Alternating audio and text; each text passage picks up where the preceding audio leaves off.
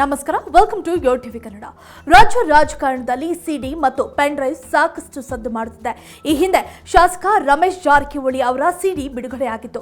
ಇದಾದ ನಂತರ ಸಂಸದ ಪ್ರಜ್ವಲ್ ರೇವಣ್ಣ ಅವರ ಪೆನ್ ಡ್ರೈವ್ ಬಿಡುಗಡೆಯಾಗಿದೆ.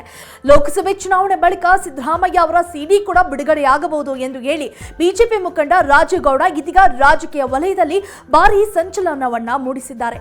ಹೌದು, ಉಪಮುಖ್ಯಮಂತ್ರಿ ಡಿಕೆ ಶಿವಕುಮಾರ್ ಅವರಿಗೆ ಮುಖ್ಯಮಂತ್ರಿ ಕುರ್ಚಿ ಮೇಲೆ ಕಣ್ಣಿದೆ. ಹೀಗಾಗಿ ಲೋಕಸಭೆ ಚುನಾವಣೆ ಬಳಿಕ ಮುಖ್ಯಮಂತ್ರಿ ಕುರ್ಚಿಯಿಂದ ಕೆಳಗಿಳಿಸಲು ಉಪಮುಖ್ಯಮಂತ್ರಿ ಡಿಕೆ ಶಿವಕುಮಾರ್ ಅವರು ಸಿದ್ದರಾಮಯ್ಯ ಅಥವಾ ಅವರ ಪುತ್ರ ಯತೀಂದ್ರ ಸಿದ್ದರಾಮಯ್ಯ ಅವರ ಸಿಡಿ ಕೂಡ ಬಿಡಬಹುದು ಎಂದು ಸುರಪುರ ವಿಧಾನಸಭಾ ಕ್ಷೇತ್ರದ ಅಭ್ಯರ್ಥಿ ರಾಜೇಗೌಡ ಸ್ಫೋಟಕ ಹೇಳಿಕೆ ನೀಡಿದರು. ಹುಣಸಗಿ ಪಟ್ಟಣದಲ್ಲಿ ಮಾಧ್ಯಮ ಪ್ರತಿನಿಧಿಗಳೊಂದಿಗೆ ಮಾತನಾಡಿದ ಅವರು, ಮುಖ್ಯಮಂತ್ರಿ ಸಿದ್ದರಾಮಯ್ಯ ಅಣ್ಣನವರೇ ಹುಷಾರಾಗಿರಿ, ಡಿಕೆ ಶಿವಕುಮಾರ್ ಅಣ್ಣನವರು ಸಿಡಿ ತಯಾರಿಸುವುದರಲ್ಲಿ ಎತ್ತಿದ ಕೈ ಎಂದು ಹೇಳಿ ಅಚ್ಚರಿಯನ್ನ ಮೂಡಿಸಿದ್ದಾರೆ. ಇಂತಹವರನ್ನು ಪಕ್ಕದಲ್ಲಿ ಕೂರಿಸಿಕೊಂಡು ಓಡಾಡಬೇಡಿ. ರಮೇಶ್ ಜಾರಕಿಹೊಳಿ ಅವರ ಸಿಡಿ ಮಾಡಿ ಮನೆಗೆ ಕಳುಹಿಸಿದರು. ಡಿಕೆ ಶಿವಕುಮಾರ್ ಅವರು ಸಿದ್ದರಾಮಯ್ಯ ಅವರಿಗೆ ಒಳ್ಳೆಯದನ್ನ ಮಾಡುವುದೇ ಇಲ್ಲ. ಸಿದ್ದರಾಮಯ್ಯ ಅಣ್ಣನವರೇ, ನಿಮ್ಮ ಕುರ್ಚಿ ಮೇಲೆ ಡಿಕೆ ಶಿವಕುಮಾರ್ ಅವರ ಕಣ್ಣಿದೆ. ಮುಖ್ಯಮಂತ್ರಿ ಕುರ್ಚಿಗಾಗಿ ಡಿಕೆ ಶಿವಕುಮಾರ್ ಏನು ಬೇಕಾದರೂ ಮಾಡೇ ಮಾಡುತ್ತಾರೆ. ಸಿದ್ದರಾಮಯ್ಯನವರೇ, ನೀವು ಹುಷಾರಾಗಿರಿ ಎಂದು ವ್ಯಂಗ್ಯ ಪಾಠ ಮಾಡಿದ್ದಾರೆ. ಇನ್ನು DK Shivakumar pen drive university ತೆಗೆದಿದ್ದಾರೆ. ಡಿಸಿಎಂ ಡಿಕೆ ಶಿವಕುಮಾರ್ ಒಂಥರ 24x7 ರಾಜಕೀಯ ಮಾಡುವವರು. ಎದುರಾಳಿಗಳನ್ನು ಹೇಗೆ ಬಗ್ಗು ಬಡಿಯಬೇಕು ಎಂದು ಗೊತ್ತಿದೆ. ಕೆಲವರಿಗೆ ಬೆದರಿಸುವ ಅಸ್ತ್ರ, ಕೆಲವರಿಗೆ ಸಿಡಿ ಅಸ್ತ್ರ ಬಳಸುತ್ತಾರೆ.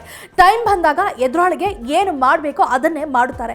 ಪ್ರಜ್ವಲ್ ರಮೇಶ್ ಜಾರಕಿಹೊಳಿ ವಿರುದ್ಧ ಸಿಡಿ ಅಸ್ತ್ರವನ್ನು ಪ್ರಯೋಗಿಸಿದವರು ಸಿದ್ದರಾಮಯ್ಯ ವಿರುದ್ಧವೂ ಕೂಡ ಇದೇ ಅಸ್ತ್ರವನ್ನ ಪ್ರಯೋಗಿಸುತ್ತಾರೆ ಎಂದು ಹೇಳಿದ್ದಾರೆ.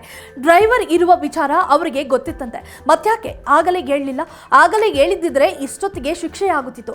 ಇವರಿಗೆ ತಪ್ಪು ಮಾಡಿದವನಿಗಿಂತ ರಾಜಕೀಯನೇ ಮುಖ್ಯ. ಅಪರಾಧಕ್ಕೆ ಶಿಕ್ಷೆ ಆಗುವುದಕ್ಕಿಂತ ಮುಂಚೆ ರಾಜಕೀಯ ಲಾಭ ಇವರಿಗೆ ಆಗಬೇಕು. ಅದನ್ನೇ ಕಾಯ್ಕೊಂಡು ಕುಳಿತು ಮತದಾನಕ್ಕೆ 2-3 ದಿನ ಬಾಕಿ ಇರುವಾಗ ಪೆನ್ ಡ್ರೈವ್ ಬಿಟ್ಟಿದ್ದಾರೆ. ನಿಮ್ಮ ಕೈಗೆ ಮೊದಲೇ ಬಂದಿತ್ತಾ? ಆಗಲೇ ಕ್ರಮ ಕೈಗೊಂಡು ಶಿಕ್ಷೆ ಕೊಡಿಸಿದ್ದರೆ ಒಂದು ಡಿಫರೆಂಟ್ ಮೆಸೇಜ್ ಹೋಗ್ತಿತ್ತು ಎಂದು ಉಪಮುಖ್ಯಮಂತ್ರಿ ಡಿಕೆ ಶಿವಕುಮಾರ್ ವಿರುದ್ಧ ಹರಿಹಾಯ್ದು ಇದೀಗ ಡಿಕೆಶಿಗೆ ಖಡಕ್ ವಾಗ್ದಾಳಿ ಮಾಡಿದ್ದಾರೆ.